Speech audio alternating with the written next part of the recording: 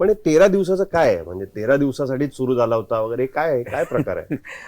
नाही नाही, हो असं म्हणायचंय की 13 दिवसासाठीच हा शो होणार होता ओरिजिनली. हो हो हो हो हो. फक्त कारण 13 काय झालं, एक मालिका बंद झाली होती, हम्म. झी मराठीवर दुसरी मालिका सुरू होणार होती हम्म. आणि दरम्यानच्या वेळात एक साधारण 2 आठवड्यासाठी काहीतरी करावं अशा भावनेतून. आणि साहिल, तुम्ही तर बघितलेलं आहे की पहिल्यापासून धावत होतो, पडद्याच्या मागे काम करत होतो आणि अशाच चकचकीत कार्यालयामध्ये झी मराठीच्या मी एक दिवस असाच गेलो आणि या सगळ्या माऊली बसल्यात, तशाच त्या सुषमा वगैरे सगळी टीम बसलेली होती आणि मी काहीतरी अशीच बोललो, त्या सगळ्याजणी हसल्या आणि त्या हसलेलं बघून आवाज एवढा हसण्याचा का आलं म्हणून नितीन वैद्य बाहेर आले त्यांच्या केबिन मधून आणि म्हणाले, अच्छा बांदेकर. नितीन वैद्य बिझनेस हेड होते त्यावेळेला झी मराठीचे. आणि त्यांनी सांगितलं, बांदेकर आत या. मी आत गेलो, माझ्याशी गप्पा सुरू झाल्या. मला म्हणाले, आत्ता जे तू काही केलंस, काय केलंस? कारण त्याच्यानंतर नितीन सुद्धा त्या गप्पांमध्ये आला आणि मग सगळ्यांचं वातावरण बघून नितीन मला म्हणाला, अशा पद्धतीचं काही घरी जाऊन तू कोणाच्या कुटुंबाशी गप्पा मारशील का? म्हटलं हरकत नाही, प्रयत्न करू. तो म्हणला, नाही नाही, बघ ना, करून बघ. आणि मग मी निघालो.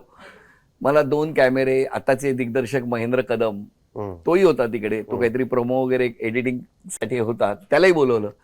आणि 2 कॅमेरे, आता जसे समोर एक आणि मागे एक आहे, असे 2 कॅमेरे घेऊन आम्ही निघालो. आणि हाजी कसम बिल्डिंग, मी जर चुकत नसेल तर त्या बिल्डिंग मध्येच पहिलं प्रोमोचं शूट करायचं असं ठरलं. लालबाग शिवाय आपलं काय आयुष्यात घडतच नाही. तिकडे गेलो का आम्हाला कोण पेडर रोड किंवा अशा मनोऱ्यात पाठवणार नाही, त्यामुळे आम्ही तिथेच होतो.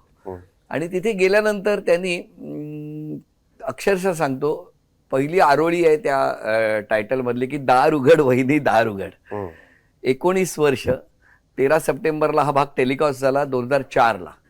आणि जेव्हा मी पहिल्या चित्रीकरणासाठी गेलो, तुम्ही विचार करा, त्या बिल्डिंग मधल्या सगळ्या माऊली दार उघड सोड, पटापट दरवाजे बंद करून घ्यायला लागले. कारण कॅमेरा दिसला, परत त्या आपल्या सर्वसामान्य घरातल्या सगळ्या त्या पळायला लागल्या. मग आम्ही पकडून आणायचो. ऐका ना, एक प्रश्न, नाही नाही, हे आतलं काहीतरी त्यांना वाटलं असेल न्यूजवाले, नाही हे काय माहीतच नाही. आणि मग त्यानंतर पहिला एपिसोड आम्ही एका घरात चित्रित केला आणि एक एक्झाम्पल म्हणून देतो. एक्झाम्पल मी पहिला करत असताना काहीच ठरलेलं नव्हतं, कॅमेरा आणि गप्पा आणि 22 मिनिटाचा सेगमेंट करायचा आहे. मला तुम्हाला विचारायचंय, हा घ्या माईक. एपिसोड नाही करत, हा काळजी करा. तो एपिसोड लग्न झालेल्या बरोबर होता की व्हायचा त्यांच्या बरोबर? असं काय का ह्यांचं ठरायचंय का? म्हणून म्हटलं ठरवायचंय. होम मिनिस्टरच्या 19 वर्षाच्या पुढच्या टप्प्यावरती लग्न ठरण्यासाठीचा म्हणून आपण करू शकतो, काळजी करू. बरोबर आहे, करू शकतो. बरोबर आहे. आता मला विचारायचे, तुम्ही इथे बसलेले आहात, हा हे टेबल आहे, अभिजित दिसत आहेत, बरोबर आहे. अजून काही जण पाठी बसलेले आहेत. किती जण बसलेले आहेत या टेबलवर? 10च्या आसपास असतील. टेबलवर बसले? टेबलवरती, ओके, टेबलवरती बसले असतील 4 इथून. बरोबर. हे जर उत्तर बरोबर दिलं असतं तर पहिलं बक्षीस मिळालं असतं ना. बरोबर 3 आहेत. इथून बोलले मी हा सोडून म्हटलं म्हणून नाव घेतलं. मी कळलं? पकडले. याच ऍक्शन रिएक्शनचा खेळ सुरू झाला. आणि आता जसं तुमच्या चेहऱ्यावरती हसू आलं, ते त्या कुटुंबाच्या चेहऱ्यावर हसू आलं. हे सुद्धा एक कुटुंब आहे ना, तुम्ही इथे बसून सगळे गप्पा मारताय. आणि अशा पद्धतीने तिथल्या तिथे ऑन द स्पॉट काही प्रश्न विचारले आणि उत्तरं दिली. बरोबर की नाही? आता तू इथे बसलेला आहेस, गंमत म्हणून माईक घ्या सर, एपिसोड नाही. पाठीमागे किती बाटल्या आहेत? 2 बाटल्या आहेत म्हणून बरोबर सांगितलं.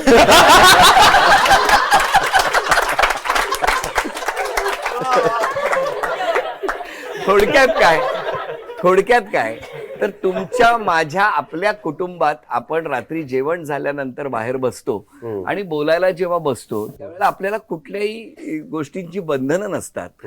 पण ती बंधनं नसताना त्याच्यातून हसत नकळत त्या कुटुंबात एकमेकाच्या कालपर्यंत झालेलं भांडण संपू लागलं, काही नाती घट्ट झाली आणि त्यातून कोणाची टर उडवायची हे नव्हतं, तर आपल्याच कुटुंबातलं ते होतं. आणि तो एपिसोड घेऊन आम्ही गेलो. गेल्यानंतर नितीन वैद्य होते, बाजूला अजय भालवणकर बसलेले होते, दुसरीकडे निखिल साने होते. आता कसं असतं, एक छोटीशी ओळख त्यांची करून देणं आवश्यक आहे. हा, अजय बाळवणकर आता सोनी मराठीचे हेड आहेत. निखिल साने हे झी बरोबर मराठी जिओ स्टुडिओचे हेड आहे. हेड आहे. हे सगळी तर मंडळी लोकांना त्यावेळेला- कळलं पाहिजे कोण बसले होते. Yes. अशी सगळी मंडळी बसलेली होती. सुषमा पार्टे म्हणून त्याही होत्या. कारण ह्यांचं सगळ्यांचं योगदान कसं आहे मी सांगतो. आणि त्यांनी आणला एपिसोड आणि आम्हाला असा दाखवला. अशाच काचेच्या केबिनमध्ये तो एपिसोड सुरू झाला. आणि स्वाभाविक आहे, कॉर्पोरेट चेहऱ्यावरती चेहरा घेऊन बसलेली मंडळी असतात, त्यांना आकडे दिसत असतात, त्यामुळे ते तशाच आकड्याचा चेहरा करून बघत होते सगळे. काही एक्सप्रेशन्स येईनात. तर अजयने सांगितलं की आपण थोडंसं त्याच्यात टेक्निकल काही गोष्टी केल्या पाहिजेत असं मला वाटतं. आपण जरा याच्यावर अजून काम करूया. नितीन वैद्यनी तातडीने त्या मजल्यावरची जी हाऊसकीपिंगची सगळी टीम आहे किंवा हे सगळी मंडळी आहेत, ज्यांनी आता मला नको त्या ठिकाणी पटकन सेल्फी काढणार का विचारलं, तर अशी सगळी मंडळी तिथे बोलवली. त्या केबिनमध्ये सगळ्यांना असं बसवलं आणि त्यांच्या समोर तो एपिसोड परत लावला. सगळ्यांना बसून परत एकदा एपिसोड मी एका कोपऱ्यात होतो, असाच एका टेबलवर बसलो होतो. आणि हे सुरू झाल्यानंतर त्या ज्या काही आपल्या कुटुंबातले नॅचरल एक्सप्रेशन्स आहेत किंवा प्रतिक्रिया आहे ती तिथे उमटली. सगळ्यांच्या चेहऱ्यावर हसू आलं आणि ठरलं की हा कार्यक्रम कुठल्याही पद्धतीच्या टेक्निकॅलिटीमध्ये न अडकता, ती जी गृहिणी आहे ती रिटेक देणार नाही, तिचा रिटेक होणार नाही, ती परत तुम्हाला सांगू शकत नाही आता रडा परत म्हणून किंवा हसा. तिचं जे लाजणं हसणं आहे ते एकदाच शूट होणार आहे. त्या माध्यमातून तसाच्या तसं करायचं ठरलं. आणि 13 दिवसांसाठी एक मालिका कुठली तरी बंद होणार होती, तिथे करायचं म्हणून हा कॅमेरा घेऊन बाहेर पडलो. आणि तुम्हाला सांगायला अतिशय आनंद होईल की 14 लाखाहून जास्त किलोमीटरचा प्रवास करून महाराष्ट्राच्या घराघरात आनंद देत ही आनंदाची यात्रा 19 वर्ष पूर्ण करून आता 20व्या वर्षात त्याची सुरुवात झाली आहे. हे अलौकिक आहे. हा कार्यक्रम राहिलेला नाही. आता हे प्रत्येक कुटुंबाचं एक असं ना गेट टुगेदर झालेलं आहे. आणि म्हणून छान वाटतं की आपल्या घरातल्या आईचा, ताईचा, वहिनीचा सन्मान होतो आणि तिच्याकडे घरातल्यांची बघण्याची दृष्टी सन्मानाची होते. त्यापेक्षा वेगळा आनंद नाही.